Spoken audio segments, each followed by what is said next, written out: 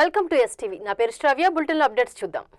నెల్లూరు నగరంలోని పరమేశ్వరి నగర్ నందుగల వక్ఫ్ బోర్డ్ స్థలంలో నిర్మిస్తున్న ఇంటర్నేషనల్ స్కూల్ నిర్మాణ పనులను ఏపీ వక్ఫ్ బోర్డ్ చైర్మన్ అబ్దుల్ అజీజ్ పరిశీలించారు. ముస్లిం మత పెద్దలతో కలిసి అక్కడ ప్రత్యేక ప్రార్థనలు నిర్వహించారు. రిత్విక్ సంస్థ ప్రతినిధులతో నిర్మాణ విషయాలపై చర్చించారు. అనంతరం అబ్దుల్ అజీజ్ మీడియాతో మాట్లాడుతూ పగడ్బందీగా టెస్టులు చేసేందుకే స్కూల్ నిర్మాణం ఆలస్యమైందని, అన్ని టెస్టులు చేసి డ్యాం కట్టడాలకు ఉపయోగించే జియో రీఇన్ఫోర్స్మెంట్ గ్రాన్యూల్ బెడ్ టెక్నాలజీతో నిర్మాణం ప్రారంభించామని తెలిపారు. బ్లాక్ కాటన్ సాయిల్ కావడంతో సీపేజ్ ఎక్కువ వస్తుందని తొందరపడి కడితే సాంకేతిక సమస్యలు వస్తాయని తెలిపారు. భవిష్యత్తులో ఎంత సీపేజ్ వచ్చినా ఏం కాకుండా ఉండేలా డిజైన్ చేసి గుజరాత్ నుంచి మెటీరియల్ తెప్పించి నిర్మాణాన్ని ప్రారంభించామని తెలిపారు. జూన్లో 5వ తరగతి వరకు ప్రారంభించాలని అనుకున్నాం, కానీ ఒకవేళ నిర్మాణం పూర్తి కాకపోయినా ఇక్కడే ఒక బిల్డింగ్ రెంట్కి తీసుకొని తరగతులు ప్రారంభించాలని ఆలోచిస్తున్నామని వివరించారు.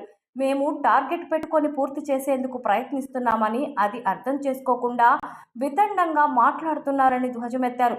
మంచి పనులను సైతం విమర్శించే దౌర్భాగ్య స్థితికి కొందరు దిగజారిపోయారని మండిపడ్డారు. అకాడమిక్ ఇయర్ వేస్ట్ కాకుండా ప్రారంభించాలని ప్రయత్నిస్తున్నామని, చేసేవారిని నిరుత్సాహపరచవద్దని అన్నారు. 54వ డివిజన్ పరిధిలో కూడా మరో ఇంటర్నేషనల్ స్కూల్ నిర్మించేందుకు మంత్రి నారాయణ ప్రయత్నిస్తున్నారని తెలిపారు. ఇవన్నీ అసాధారణమైన పనులని మన ఊర్లో జరుగుతున్నాయి కాబట్టి సాధారణమైన పనులు అనుకుంటున్నారని అన్నారు. రాష్ట్ర వ్యాప్తంగా తనకు 5-6 జిల్లాల నుంచి ఫోన్లు వచ్చాయని, తమకు కూడా స్థలం కేటాయిస్తే స్కూల్ నిర్మించేందుకు సిద్ధంగా ఉన్నామని తెలిపినట్లు వివరించారు. మన బిడ్డలకు మంచి విద్యను అందించాలన్న లక్ష్యంతో పనిచేస్తున్నామని, విద్యకు పేదరికం అడ్డు కాకూడదనేది సీఎం చంద్రబాబు, మంత్రి లోకేష్ నారాయణ ఆలోచన అని అన్నారు. ఈ ఇంటర్నేషనల్ స్కూల్ పూర్తయితే నెల్లూరు విద్యకు ల్యాండ్ మార్క్ అవుతుందని, సిఎస్ఆర్ నిధులు కేటాయించిన రిత్విక్ సంస్థకు యావత్ ముస్లిం ప్రజానీకం, నెల్లూరు జిల్లా ప్రజల తరపున ప్రత్యేక ధన్యవాదాలు తెలిపారు. విద్యార్థులు స్కూల్లో చదివి పురోగతి సాధిస్తే ఆ పుణ్యం ప్రతి ఒక్కరికి వస్తుందని అన్నారు. కుల మతాలకు, పార్టీలకు అతీతంగా ప్రతి ఒక్కరూ తమ సొంత పనిలా భావించి ఇన్వాల్వ్ అవ్వాలని కోరారు. కార్యక్రమంలో మైనుద్దీన్, సమీ హుసేన్, ఇంతియాజ్, సాబిర్ ఖాన్, కరీముల్లా, జహీర్, నన్నే సాహెబ్, రియాజ్, మౌలానా ఇలియాస్, హయాత్ బాబా తదితరులు పాల్గొన్నారు. చాలా మందికి అనుమానం ఉండొచ్చు, ఏమని మంత్రి గారు జూన్లో ఇక్కడ పిల్లలకి అడ్మిషన్స్ కట్టేస్తాం కదా అని చెప్పారని. అయితే మంత్రి గారు ఆలోచన కానీ ఆయన ఆలోచన ఏంటంటే, ఒకవేళ ఇది అవ్వకపోయినా, ఎందుకంటే ఇప్పుడు ఇంకో 2 నెలలు ఎక్స్ట్రా అవ్వచ్చు, మేము ఏదైతే డిలే చేశామో ఆ 2 నెలలు ఎక్స్ట్రా కావచ్చు.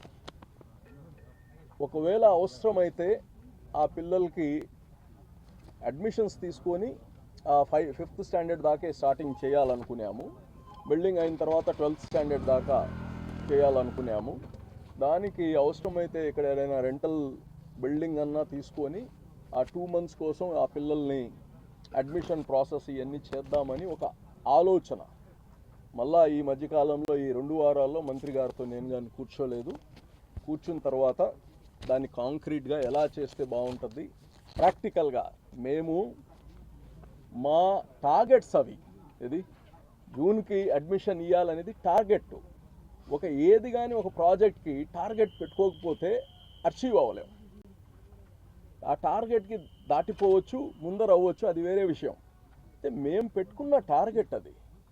దానివల్ల మేము ఎవరికో చెప్పింది చేయలేదు అనేది చాలామంది వితండంగా మాట్లాడతారు. అందరూ దయచేసి అర్థం చేసుకోండి, ఇది ప్రభుత్వంది కాదు. ఇది వచ్చి ఒక వక్ఫ్ బోర్డ్ ప్రాపర్టీ, వక్ఫ్ బోర్డ్ చేస్తుంది. దీనికి మంత్రి నారాయణ గారు ఒక సిఎస్ఆర్ ఫండ్ పెద్ద మనసుతో ఆయన ఏర్పాటు చేయడం ఇది జరుగుతూ ఉంది. దీన్ని ఎవ్రీవన్ షుడ్ అప్రిషియేట్. మీరు చెప్పారు చేయలేదు, ఎవరు అబ్బసొత్తు ఇది చేయడానికి? మీకు అర్థమైందా? మీరు ఏమైనా డబ్బులు ఇచ్చి చేయలేదు అని అడిగితే, అంటే చాలామంది దీన్ని ప్రతి మంచి పన్ను కానీ కామెంట్ చేయాలనుకుంటున్నారు.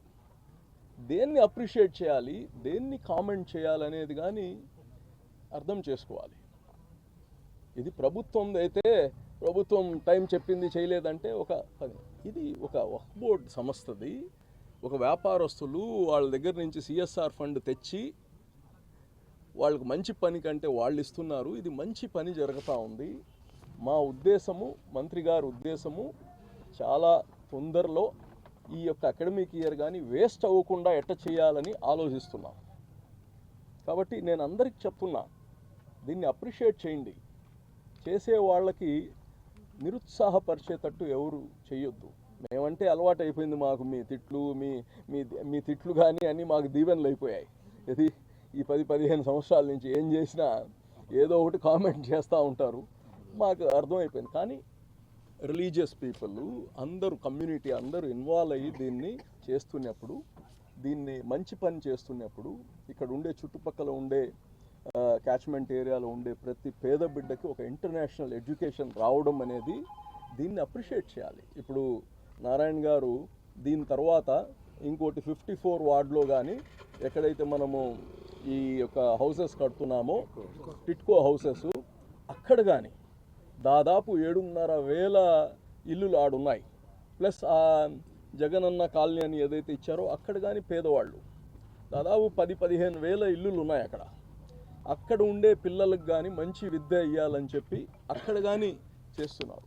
ఇవన్నీ ఇప్పుడు ఉండే పరిస్థితుల్లో ఇవన్నీ ఒక అసాధారణమైన విషయాలు. ఇవన్నీ అంటే మనకు ఈజీగా చేస్తున్నారు కాబట్టి మనకు ఇది మామూలు అనిపిస్తుంది. వేరే జిల్లాల వాళ్ళు, వేరే రాష్ట్రాల వాళ్ళు, మన రాష్ట్రంలో అయితే నాకు ఎక్కడైతే స్థలం ఏంటి సార్, మేము కానీ ప్రయత్నిస్తాము ఒక స్కూల్ కట్టడానికి, మాకు ఒక స్థలం కేటాయిస్తే ఇప్పటికి నాకు 4-5 మంది అనంతపూర్లో అడుగుతున్నారు, కర్నూలులో అడుగుతున్నారు, విజయవాడలో అడుగుతున్నారు.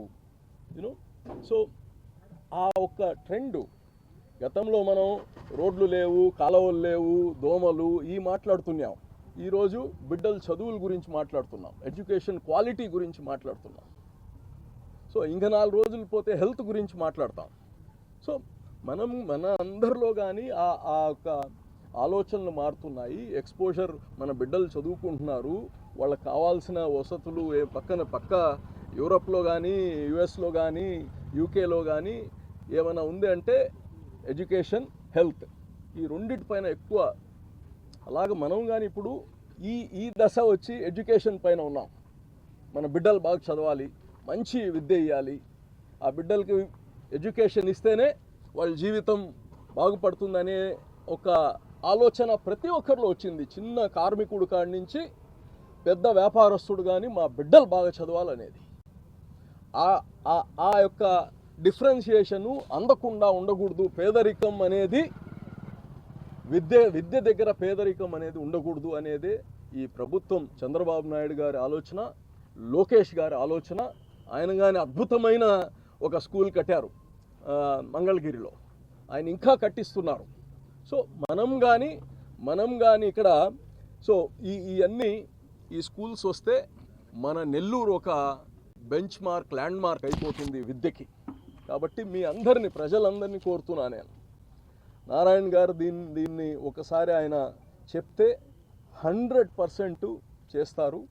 దీనికి ఎవరైతే ఈ సిఎస్ఆర్ ఫండ్ మాకు ఇస్తున్న ఆ సంస్థకు కానీ, రిత్విక్ కన్స్ట్రక్షన్ వాళ్ళకి కానీ, మా నెల్లూరు ప్రజలందరి తరపున, రాష్ట్రం వక్ఫ్ బోర్డు తరపున, అలాగనే ముస్లిం సమాజం అందరి తరపున కానీ వాళ్ళకి ప్రత్యేక నేను ధన్యవాదాలు తెలియచేస్తున్నా.